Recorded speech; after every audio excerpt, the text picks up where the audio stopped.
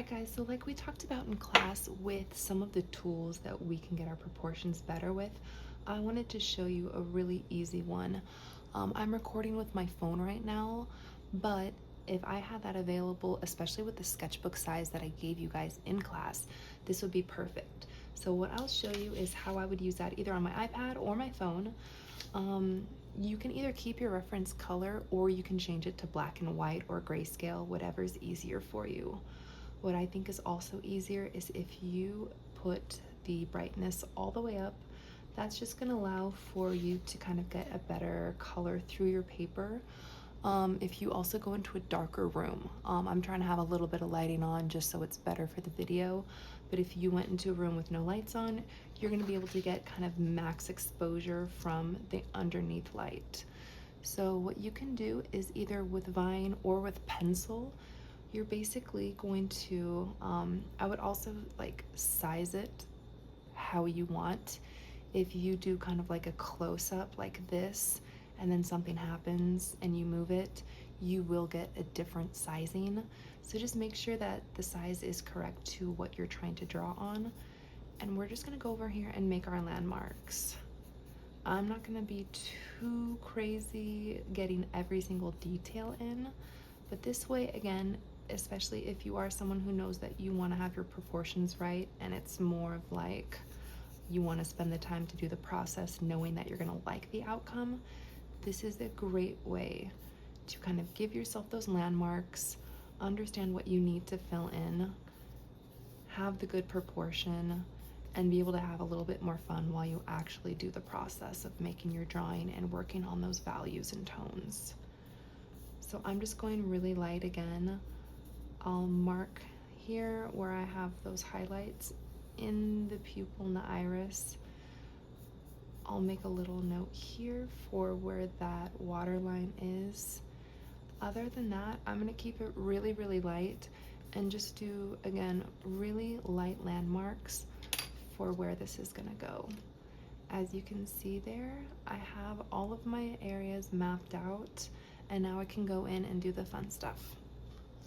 I'll show you too another way. If you don't have a phone or an iPad, this is kind of a more traditional route.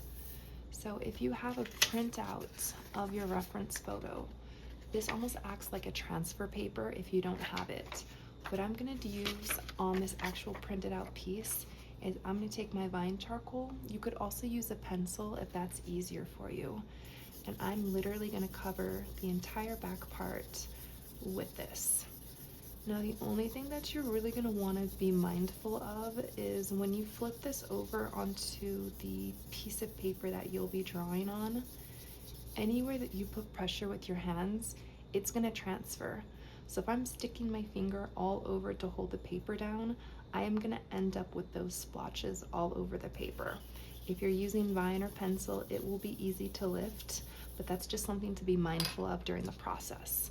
So if you want to use blue like painter's tape or something just to adhere it, that will work really well. I'm just going to hold the edge here just so I can do the demonstration. And when you're using it, transfer like this, it is going to be more important that you actually use something that has a hard edge. So doing something really soft like the Vine that I just used isn't going to work as well because you really need the pressure from this Vine tip to actually move that layer of charcoal or pencil onto the paper. So I'm again going to be a little bit more heavy-handed here. I'm going to go in again and do these areas just for my main landmarks. I'm not going to try to do every single detail because again, that's what we're going to be working on the drawing for. This is just to make sure that the proportions are correct if that's something you want to do. And again, I'm being really mindful not to get my hands all over because it will leave you with some marks. I'll do one at the end just to kind of show you guys the difference.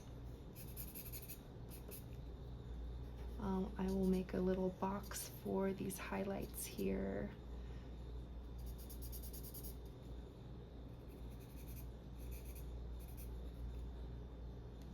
So when I lift up, you're gonna see that. See, there is a lot of area where the charcoal has come up, but if I were to like hold it down here or there,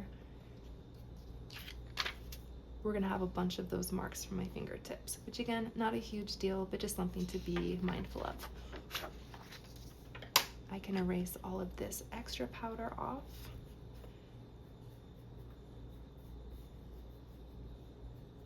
And from there, I have something that has the correct proportion, and now I just get to have fun kind of filling everything in and adding those values. Another way we could do this as well is kind of just like a measurement scale. So I'm gonna use this, and I'm just gonna make notations and lines where these kind of end up.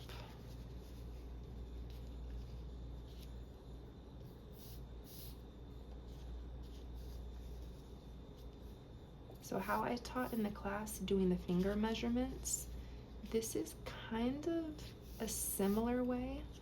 It's not going to give you the full definition and the shape, but it's going to show you exactly where some of these major landmarks hit, and will give you a better idea of kind of where the measurements will line up if you're kind of at that in-between stage of, you know, I kind of want to do more on my own, I'm not totally confident.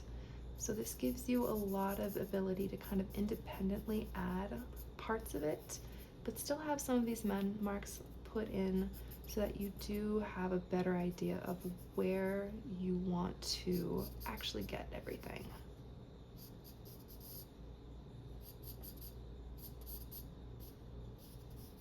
And again, that's going to come with trial and error. This will take time.